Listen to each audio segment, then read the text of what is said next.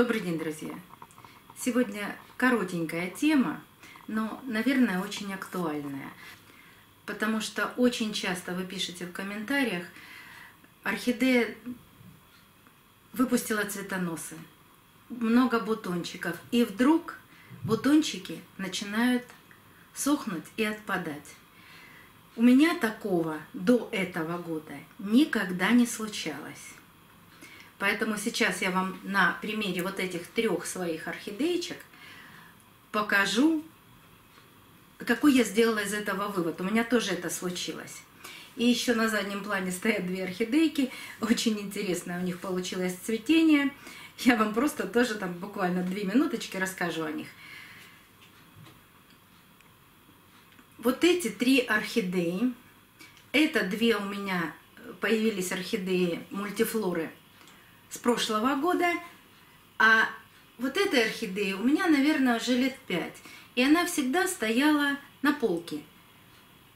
В середине комнаты под искусственным освещением всегда цвела, каждый год, по 2 раза, доращивала бутончики. Рембрандт, с ней никогда не было проблем, и вдруг в этом году сначала она засушила пару бутончиков, а потом, вот смотрите, даже распустила цветок и тоже начала его подсушивать. Вот сухой цветочек. С ней этого никогда не случалось. И я призадумалась, что же изменилось в жизни и этой, и этих моих орхидей. Во-первых, я убрала ее с полки и поставила на балкон. Балкон я свой показывала несколько раз, делала обзор в прошлом году цветущих орхидей на балконе.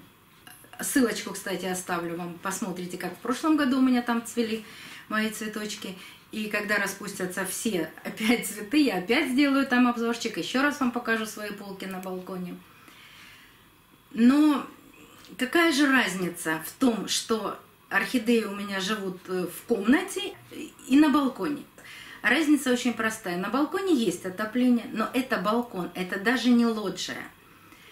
Это маленький балкончик, на котором у меня всегда стоит термометр, и на котором я всегда отслеживаю температуру. Причем отслеживаю температуру на самой нижней полке, потому что всегда мы знаем, что чем выше, тем теплее. То есть теплый воздух всегда поднимается вверх. И даже если я ставлю термометр туда, разница будет где-то градуса 3. А для орхидеи 3 градуса – это большая разница. Так вот, эти все 3 орхидеи стояли у меня на самых нижних полках под прекрасным освещением мини-фермер. Они, смотрите, какая ветка у этой мультифлоры. Да не одна, а даже 2. И вы представляете, когда вот 1, 2, 3, 4, 5 у меня начинают сушить бутончики, они не распускаясь, они прямо сохнут и отпадают. И я над этим просто призадумалась и сделала такой вывод. Во-первых, в прошлом году я начала использовать балкон только в феврале. А февраль у нас это уже почти весна. За окном где-то плюс 5, значит на балконе 23, 24 и днем 25 градусов. А сейчас они у меня стояли там все время, выпустили цветоносы, и температура 19 градусов. Дневная температура 19 градусов. Для выпуска цветоносов это идеальная температура. А для цветения нет. Потому что в природе орхидея знает, что она выпускает цветонос после прохладного дождливого периода. И пока она растит этот цветонос, температура потихонечку поднимается и становится, среднесуточная температура становится 25 градусов. А для чего орхидея выпускает и распускает цветы? Только для того, чтобы продолжить род и чтобы ее опылили. Здравствуйте. Пришел наш кот черный Сёма проверить, чем же мы тут занимаемся. Сёмочка, все, ты мешаешь. Да. Да. Поговорим с тобой чуть позже. И когда оказалось, что вот она должна распустить цветы, а температура среднесуточная на балконе у меня 18 градусов, и в этот момент орхидея понимает, что ее опылять никто не будет, потому что при такой температуре никаких пчелок, жучков в природе, они только-только начинают просыпаться. И что орхидея делает? Орхидея очень рациональна. Она говорит, зачем же мне сейчас тратить свою энергию, силы и свои запасы на распуск этих цветочков, которые мне, в принципе, не пригодятся. И она их начинает засушивать. Они ей не нужны. Она их все сбросит и лучше выпустит следующие цветоносы. Так в природе решает орхидея. И так как очень часто зимой в квартирах тоже среднесуточная температура бывает 19-20 градусов, все время и ночью, и днем орхидея решает, что ей не нужно цвести. Если у вас температура ночью 18-19, а днем поднимается до 25, то орхидея обязательно зацветет. А если все время держится одинаково низкая температура, вот в этот момент она решает сбросить все цветочки. Что я сделала? Конечно, я с балкона просто перенесла эти 3 орхидеи в комнату на полки. И вот вы можете посмотреть результат. Эта орхидея уже распустила 1 цветочек, а это 3. Это тоже продолжила распуск бутончиков.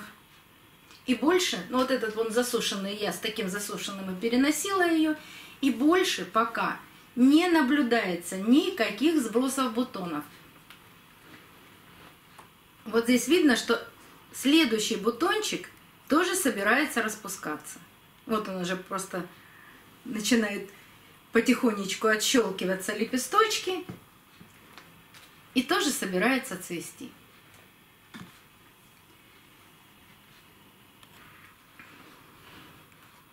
К сожалению, мы не можем повлиять на наше отопление.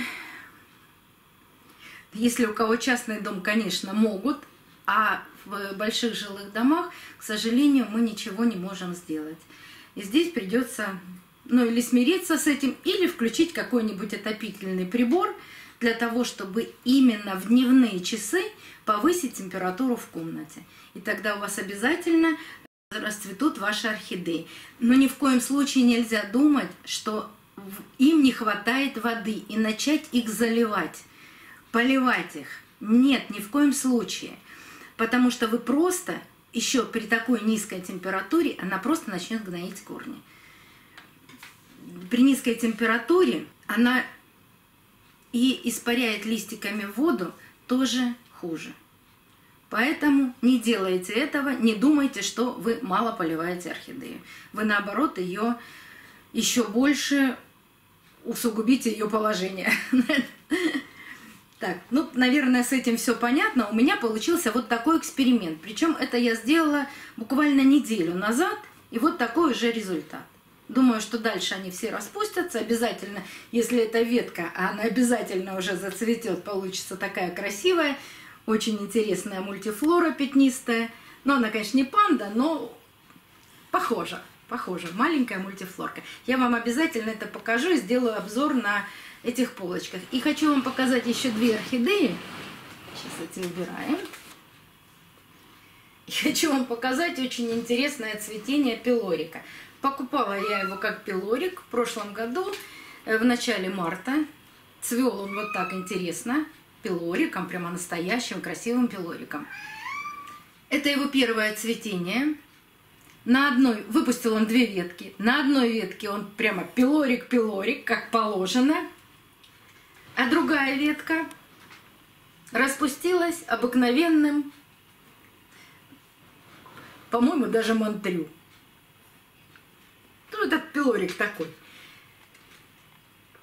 Вот такая бывает разница в цветении на одном растении. То есть все вот эти мутации, бабочки, пилорики, они не всегда стабильны.